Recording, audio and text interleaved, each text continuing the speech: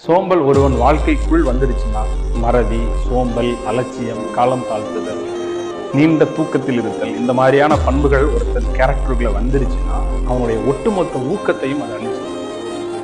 நல்ல தீர்மானம் எடுத்திருப்பான், நாளையில இருந்து நான் யாருன்னு காட்டுறேன், கடைசி அலாரத்துக்கு எந்திரிக்காம போயிடுவான், மொத்தமா போயிடுவான்.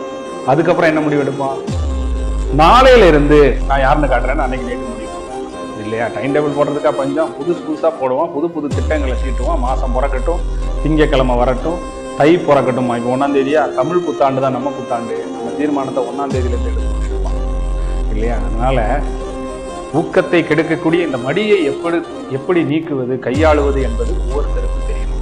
அது ரொம்ப முக்கியம். அதுக்கு சோம்பலாக இருப்பதனுடைய அவசியத்தை உணரணும்.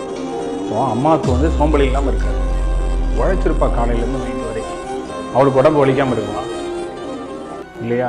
12 மணி 1 மணிக்கு தான் படுத்திருப்பான். ஆனால் காலையில ஏன் எந்திரிச்சிடுறா, ஏன்னா நீ பட்னியாக போயிடக்கூடாது. அவளுடைய கான்சியஸ் மைண்டில் சொல்லிடுவான், காலைல சீக்கிரம் எந்திரிக்கணும், பிள்ளைக்கு சமைச்சு இல்லை பட்டினியாக போயிடும், காலைல எந்திரிச்சு சீக்கிரமே வேலை பார்க்கணும் அப்படின்னு தன்னுடைய கான்சியஸ் மைண்டில் அவள் சொல்லி வைக்கிறதால அவள் குடும்பம்